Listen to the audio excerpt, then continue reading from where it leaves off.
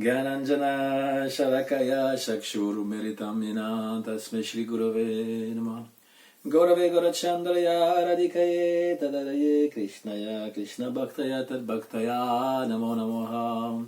Reading from Vedanta Sutra. This is the third chapter called Upasana Pada. How to worship the Supreme. And we see in two sutra today, Sutra 6 and Sutra 12. 12. So, we've seen how Vedanta, all the Vedanta, Sarva Vedanta, is teaching about Brahman. But there's a tradition in India that if you are born a Brahmana, you will learn a specific Veda or a specific branch. There's a tree, Vedic tree, and there's different branches. So we can say there's 4 branches, main branch, like Rig, Sama, Yajur, Atharva, but there are also sub-branches. So this is called a Shaka. A Shaka is a branch, and you study only in one branch. This is the rule. For example, if your branch is from the Rig Veda, you learn everything from the Rig Veda. It used to learn all the Veda by heart, all the Rig Veda by heart. It's a big book, a lot of mantra, and all the different aspects of the ritual. But Madhvacharya is saying, no, we should study all Shastra, all Veda. But because in age of Kali, people are lazy, crazy, short-lived, and so on, Manda, Sumanda, Matayo, they are not, they're very unfortunate. So Srila Vyasadeva divided the Veda into 4. And therefore, there's this habit of only learning from one Shaka, one branch, because people are not very bright and not much knowledge, capacity of learning. So this is one aspect. Then Sutra 6 is teaching. Upasamharo Artha Bedat Vidisheshavat Samanecha. It is always difficult to translate adequately a sutra because those words don't have verb for one thing, and often you can decide to make one meaning or the other. But in a general rule, the sutra means that those knowledge about Brahman, because we're speaking about Brahmovidya, the knowledge of Brahman. Those knowledge about Brahman that are taught in the Upanishads, in the Vedanta, they are all teaching the same object, being Brahman, so there's no difference between them. So this specific word, Upasamhara, is being brought up. It's a technical word meaning summarizing, meaning bringing near, meaning Vedanta, the end of Veda. And it is used in the Purva Mimamsa or Karma Mimamsa to delineate the full meaning and the execution of a sacrifice. So this is what you called a tool to understand some teachings. Srila Madhvacharya and Srila Baladev Vidyabhushana, they have quoted already in the first chapter, in the right beginning, saying there are 6 tools of exegesis. Exegesis means to understand a scriptural text, sacred text. So you have, the first one is Upakram, you read the beginning of a book, and Upasamhara, this is our word, Upasamhara, the conclusion of the book. You want to buy a book, even it goes for any book. You want to buy a book, then there's a jacket, you read what the summary is in the jacket, this is like a conclusion. And you read the introductory words. And you already have an idea of what the book is all about, or if you like the style also. Then the second tool is Abhyasa. In a textual, in a sacred book, what is repeated? I give you an example. Srimad Bhagavatam. How do you study Srimad Bhagavatam? I was talking about an ordinary book, but now Srimad Bhagavatam, the cream of all Veda. How do you understand the book? By reading the introduction and the conclusion. So you can see Gayatri Mantra is proposed in the first verse, and Gayatri Mantra is proposed almost at the end. And what is repeated? So one thing, many things are repeated in Srimad Bhagavatam as an instruction, but one thing that is repeated is chanting the holy name. So then you have already beginning and what is repeated. Then the third tool for understanding a scriptural text is apurvata. What is new? Novelty. What is the special teaching that is new? Or what is new about chanting, for example? Chanting the holy name. In previous age, it was meditation. In the golden age, Satya Yuga, then people will meditate. Then it will become fire sacrifice. This was the method in Treta Yuga. Then in Dwapara Yuga, worshipping the deity and chanting the holy name. So this is what is new, chanting the holy name. Fourth tool is pala. Pala means fruit. This fruit of the chanting means freedom from sin and will give you liberation. Then fifth tool is artavada. Artavada means something that is over-glorified.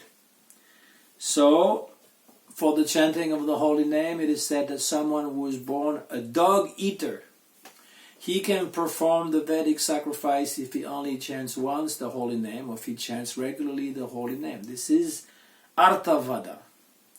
Upapati, this last one, the proof. What is the proof of all this? Well, one example is given in the 6th canto of Bhagavatam of Ajamil. Ajamil, he sang one name of Narayan, not even being aware this is Narayan, God, but his son, and Vishnu Duta appeared and he was liberated. So this is interesting, because how do we understand fully holy scriptures? Of course you need a guru, that is obvious. But also to make the summary or get the cream of what is being taught, then you apply this method and you will see right away. In Judaism, they have also some kind of a similar way of studying. They call it the midrash. A midrash, or midrashim in plural, means investigation. So they take, this is to read the Bible, how to interpret the Bible, passages that are not clear.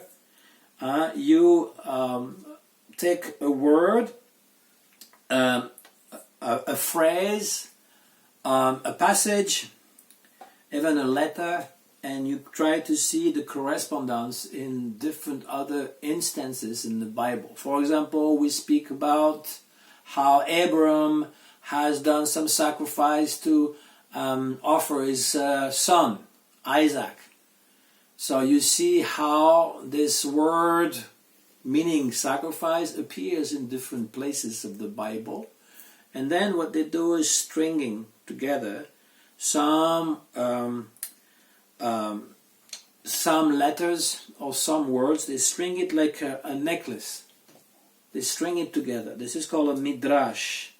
And then they give a new meaning. That they for example, there's a question of sacrificing in another book, but in a complete different context. And it's saying that this sacrifice was meant as a peace offering. So then I'm just making it up, this is not a proper example, but I'm just making it up. So this peace offering applies to Isaac, and then you give a complete different meaning. It is a science. I'm not going to go into it, so maybe doesn't appear to be very clear. But there are methods of understanding scriptures. Bhagavad Gita is also taking different ideas from different Upanishads and stringing them together so it gives a new meaning. Nowhere in the Upanishads is it described as clearly as in Bhagavad Gita that the soul is animating in the body and one changed the body even in his lifetime, but the soul remained the same. Never is it clearly presented in any of the scriptures what the three gunas of nature are, and how everything you do in charity or even in food, it can be influenced by the three gunas. Never is it clearly described in anywhere in Shastra and Upanishads how Brahman is the goal to be achieved through yoga or jnana. Never in any other scriptures but Bhagavad Gita, before Bhagavad Gita, as bhakti being described, is true in the Upanishads. So it takes different saying and it makes a summary. Srimad Bhagavatam also does the same thing more elaborately because there's 18,000 verses. So the question here regarding the Vedanta or the scriptures, the question is when we speak of a certain meditation, like meditation on Brahman being Sat, eternal. There's Sat Vidya given in one Upanishad, and in a different Upanishad, a different Shaka, a different branch of the Vedas, the same meditation is given, but differently, a little differently, not exactly the same. So the question arises whether we can combine the elements given in one Vidya or another Vidya and make one meditation. This is a little strange for us because we are not accustomed, but this is how to read Upanishads. Because if you read Upanishads, we don't have proper commentary of the Upanishad by Bhaktivinoda Thakur, Srila Bhaktisiddhanta Saraswati Thakur, some Baladev Vidyabhushana, he did some commentary that are available in Sanskrit, and Bhaktivinoda Thakur also a few Upanishads, that is true, but it is not like Srila Prabhupada books or Srila Gurudev's books. There is no clear explanation, so you will not understand what is the meaning of Upanishad, because there is no guru to teach you. So therefore this method is helping to understand how can we meditate on certain type of vidya. There are many vidyas, many knowledge of Brahman. This is Sat Vidya. Then there's a vidya how God is great, Bhuma Vidya. Then there's a vidya of the fire, Panchagni Vidya. There's so many different vidya that's been described already in the first chapter of Vedanta Sutra. But now there are some technical terms. For example, in Chandogya Upanishad, it is said you should meditate on Om. This is called Udgita. Udgita means supreme chant. Om means Maha Mantra in the Veda. Okay, this is teaching of Chandogya Upanishad. But in the Brihadaranyaka Upanishad, which is a different branch, because every Upanishad depends on a specific Veda, in the Brihadaranyaka Upanishad, it said you should meditate on the Udgita and Omkara with the pranava, with the breathing. And so the question arises, there is no specific instruction given in the second instance on the Omkara. So, should we combine those two methods and say that we can meditate on Om as the Udgita along with the pranava? So this is a little technical, a little complicated. And the Acharya, they come to different conclusions. Shankaracharya is going to say yes, because all of this different knowledge are teaching about Brahman, so there's only one Vidya. And Ramanuja Acharya is also going to agree, but others disagree. But this is not so important, because Vedanta Sutra also means different understanding of the same sutra. As I said, it's difficult to translate. So Madhvacharya is not speaking about the same subject. He's saying that this subject established the meditation on Brahman by combining Upasamhara, all the attributes of Brahman. Brahman has many, many different attributes. God has many attributes. He's great. He's all merciful. He's all beautiful. He's everywhere. He's omniscient, and so on. But it is not possible to meditate on the countless attributes of Brahman because we are limited human beings. Madhvacharya is saying only Brahma, the creator Brahma, can meditate on all the different aspects of Brahman, of the Lord, because he has 4 heads and he's the most exalted. According to Madhvacharya, even in this world, there's gradation of beings. We are very simple human beings. We cannot meditate on many attributes of Brahman. But the gods, they have more abilities because they have higher consciousness. They can meditate on many more aspects of God that we are not even aware of. And Indra, the king of the god, can meditate even on more numbers of attributes of Brahman. And then above all the God is Brahma. Brahma, he's the creator God. He can meditate on all of the attributes in one meditation. This is the Siddhanta according to Madhvacharya. Now the next sutra we're going to see is Sutra 12. Ananda Daya Pradhanaya. Ananda, bliss and other quality, Adi, are to be contemplated as the main purpose.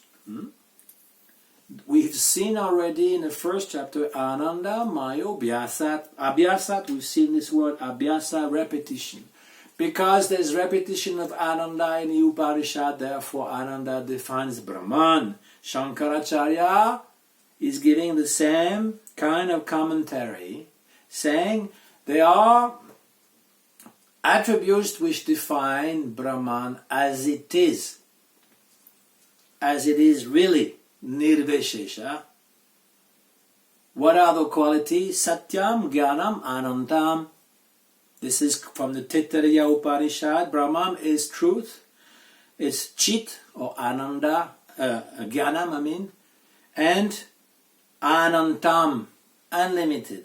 Then there's another saying from Brihad Aranyaka Upanishad, Vijnanam Anandam Brahma. He's also consciousness, Ananda, bliss. This is what he called the Swarupa Lakshana of Brahma. And there are secondary quality called Tatashta Lakshana for Shankaracharya. Like Satyakama, he can have all his desire being fulfilled.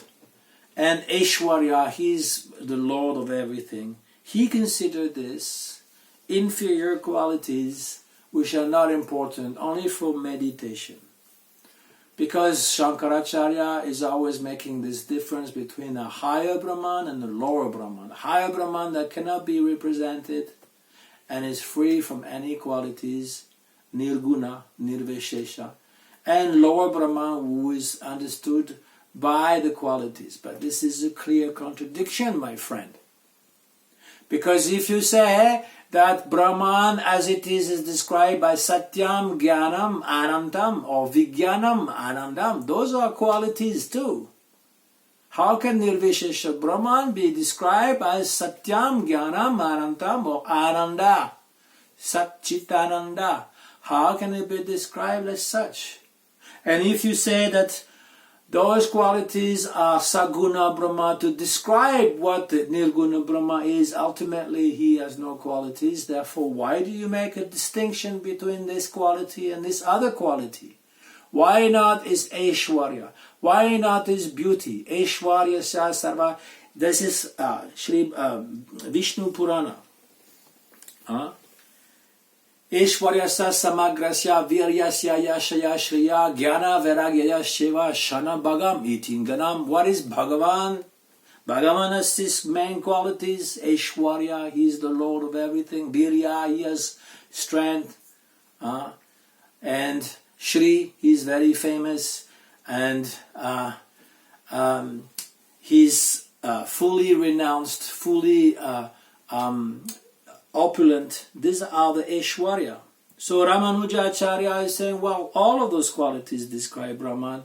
Yes, Satchitananda, this is the most important for us to understand, but he has all these personal qualities that defines him also. And Madhvacharya is saying only Brahma can meditate on all these qualities unlimited, but human beings can meditate only on 4 qualities: Sat, Chit, Ananda, and Atma.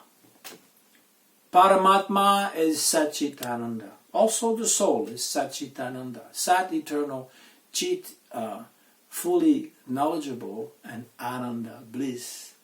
Other beings like gods and Brahma can meditate on more aspects, but we can only meditate on this. Of course, we can meditate on the beauty, on the strength, but